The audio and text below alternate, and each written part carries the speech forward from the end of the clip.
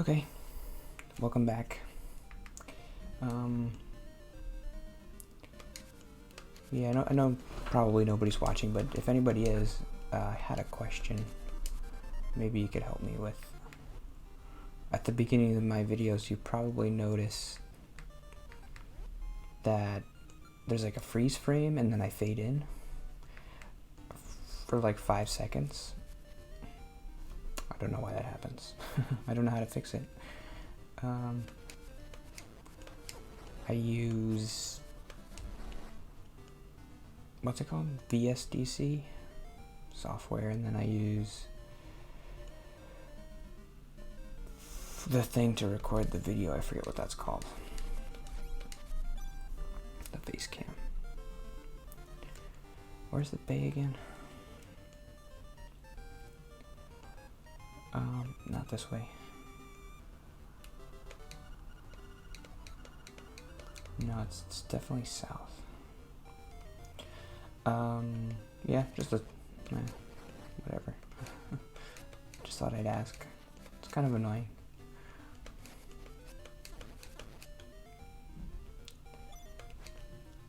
Pretty much everything else I've been able to figure out how to do. I mean, I'm not doing that much. I'm just recording this and then recording the face cam and then slapping them together. That's it. And then I adjust the audio. I really have to boost my mic up because I talk really quiet. I have to put it up by 10 points, whatever that means.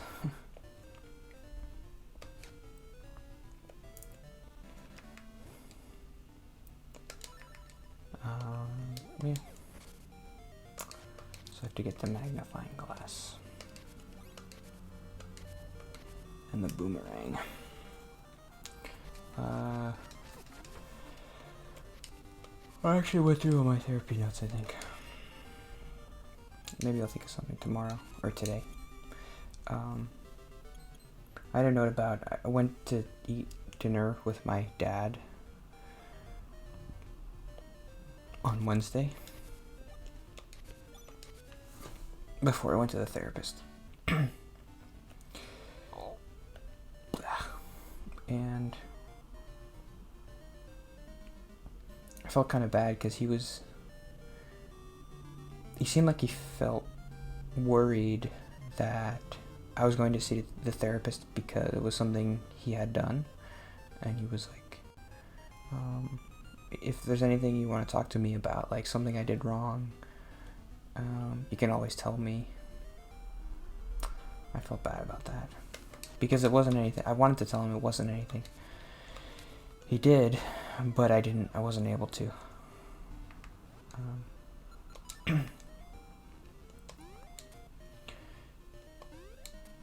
Yeah, I mentioned that on here before, like, I mean, I think I mentioned it yesterday too. Like, the only reason I'm here is because of them, my parents, probably. Like, I was a normal kid, and when I was a kid, I had friends, and I went to school, and every kid is anxious, but I was normal. I was a normal kid, and then once I got, like, more independent, like I was a teenager, that's when I started to get anxious. So it's like my fault mostly. I can't really blame anybody else for it.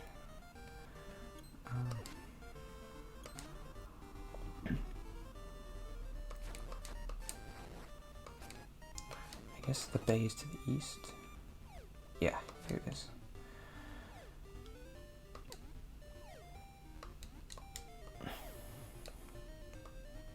Yeah, so I felt bad about that.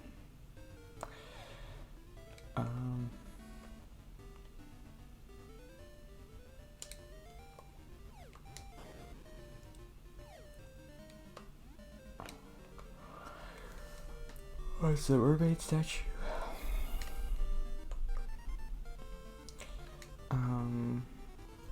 I had a note about, so I have to get to the statue somehow.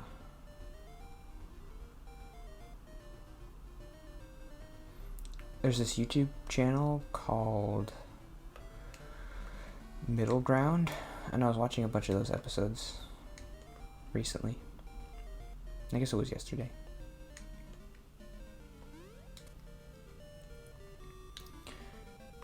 The one I wanted to talk about was the Flat Earth one. So it was like, the channel is, you get two people who disagree on a certain topic, and then I guess the goal of the channel is to show that there is middle ground, or to find what the middle ground is by, they'll ask questions. So they have, for example, they have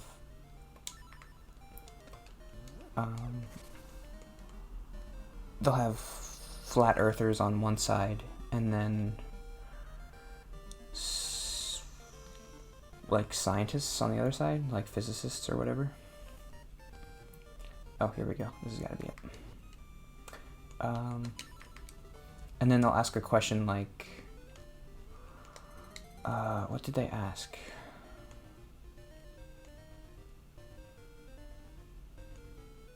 This is a bad example, but they asked, I have changed my opinion on this topic once. So the point is that the prompts are supposed to be to show that there's a middle ground and like there's agreement between the two people. I mean, obviously the scientists had never changed their mind about that topic because they grew up and they were educated about it, and then they just never changed their minds. And then the flat earthers were like, I grew up in the education system where we taught the earth was a globe and everything, and then I changed my mind. So that episode, they didn't really have very good questions, which maybe was part of the problem.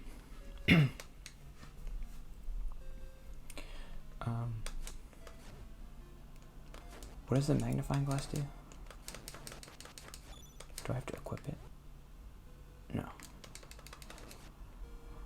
And now I have to go to the beach. I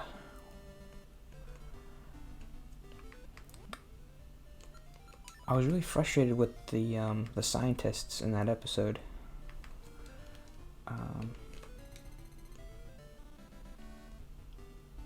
They came across as arrogant and impatient.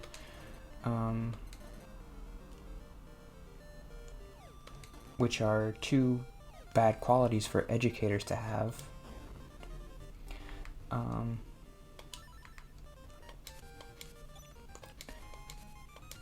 I was thinking, like, before you become a professor of a university, maybe they should give you a test where they bring in a flat earther and you have to educate them on why the earth isn't flat, and if you can't do that, then you can't, it's part of the interview, you're not hired or something. Because it's like the simplest thing. The earth is flat, the earth is round. It's something we've known about for like 2,000 years or whatever. That educated people have known for 2,000 years.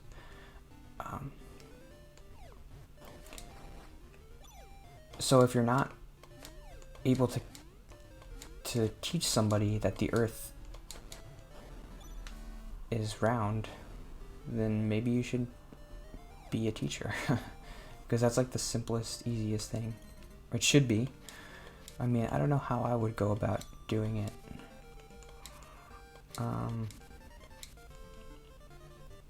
They were getting so frustrated with the other people. Like, you came into this and you knew these people were flat earthers, so why are you getting frustrated? Why didn't you come in with like an idea of how to dismantle their arguments? You knew what you were getting into. They were just saying their arguments were so terrible. Like, I was imagining if I was a flat earther and they were telling me this stuff that they were saying, I was like, this wouldn't convince me to stop being a flat earther.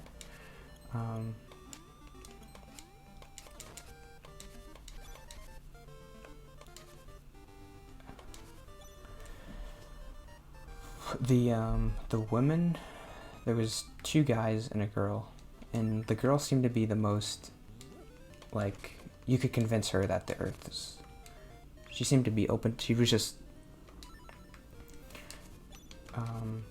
she seemed confused.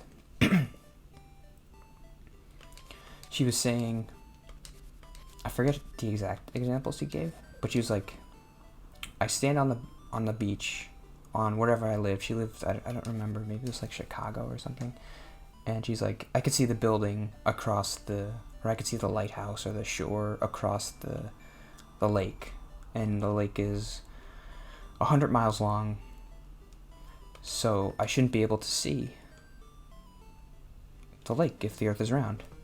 And that's just like a simple geometry test you could do.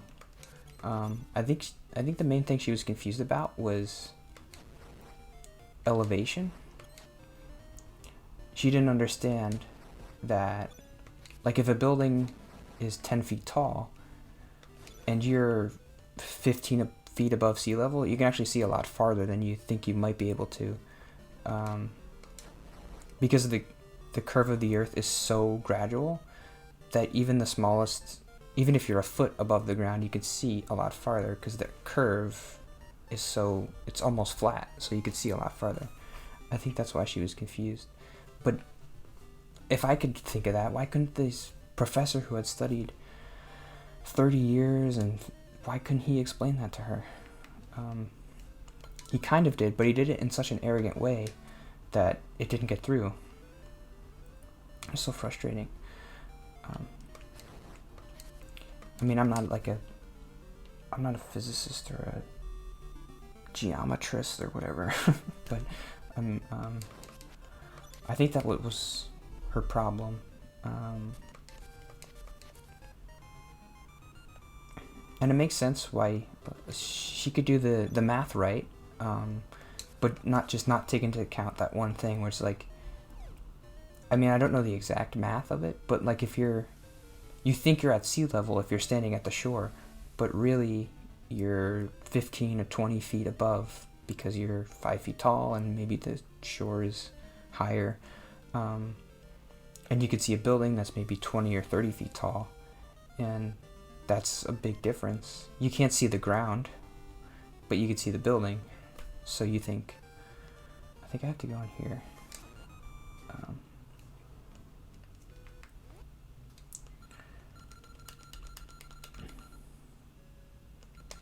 And do this.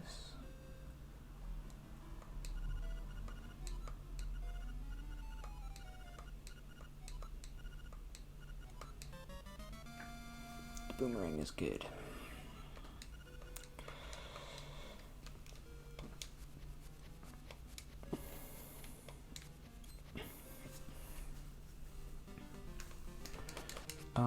A lot of the flat earther arguments are like about NASA and like the government's lying to you. I think if you're an educator, you shouldn't really try to go after those arguments, because I don't know, maybe the government is lying. I mean, there's no real way I can prove that it's not to you. And they were trying. They were like, NASA's not lying. And it's like, no, don't focus on that. Just focus on the math. Like, every professor should have like a 5-second experiment you can do to prove that the Earth is round. And like, okay, here I brought or I mean, if Aristophanes could do it in 2,000 years ago, can't we just, like, let's go outside and we'll measure. I mean, because the Earth is so gradual, it's kind of hard to do an experiment like that. But you can just do it on paper. I mean, you have to teach them a lot of math stuff and geometry about like curves and I don't know, stuff like that. So it might take more than a couple seconds.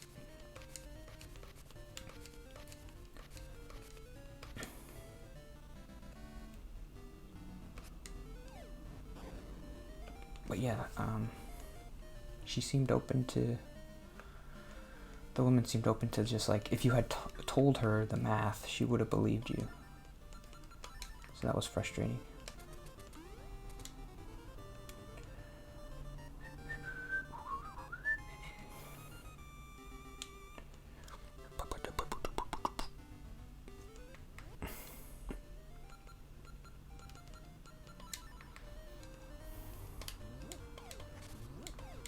Yeah, I don't know. I guess I can understand why they would be frustrated. It's like there's people are like 50 years old and they were saying like, but they were just being arrogant about it because they were saying,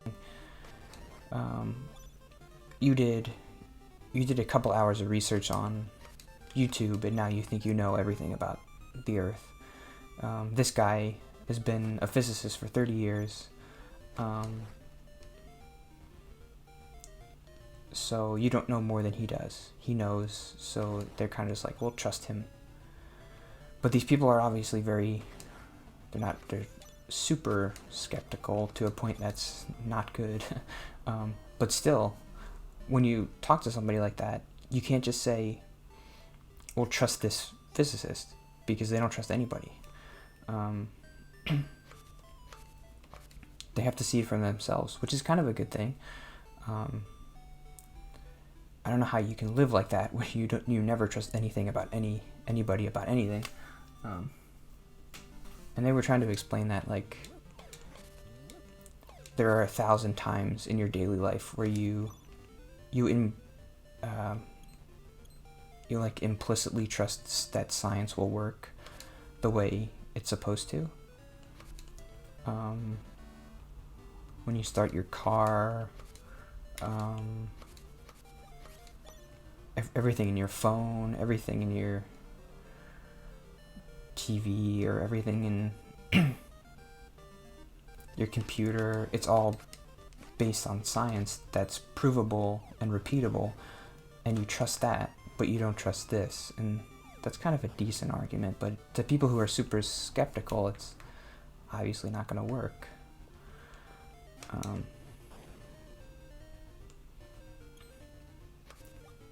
It's frustrating that these doctors and these super smart educators, they don't understand that. I have to remember how to get to the animal village. There's like a patch of grass somewhere around here.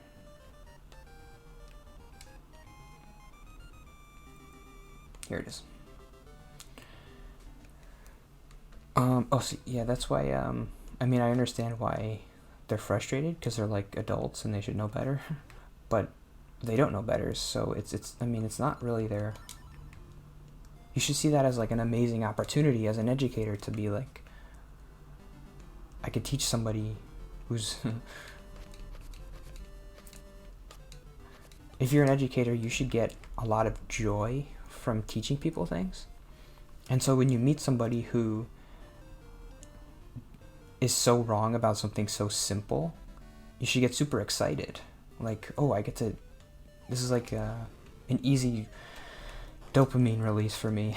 Like, all I have to do is teach this person that the Earth is round, and I'll get like a really good feeling, because that's what I like to do. I'm an educator and I like to teach people things.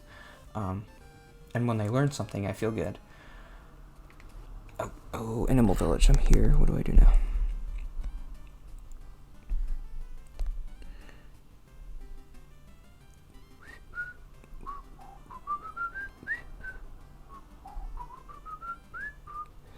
North of the Animal Village.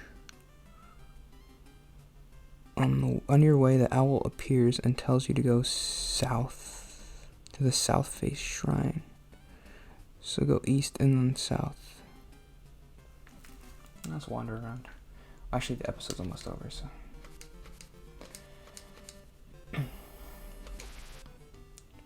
Maybe I should get like a piece of paper and write down what time I start, and then I can look at the clock, because I always forget. I've been doing a pretty good job today, but today I forgot when I started. I think I have a couple minutes left. Here we go.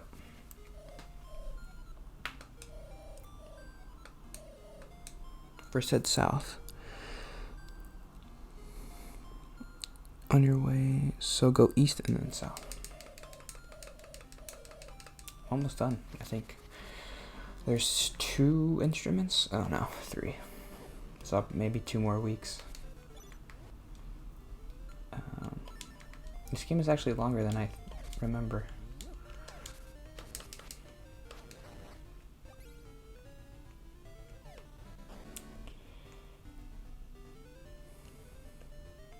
Okay, yeah, I'll do this in the break. I'll find the shrine or whatever.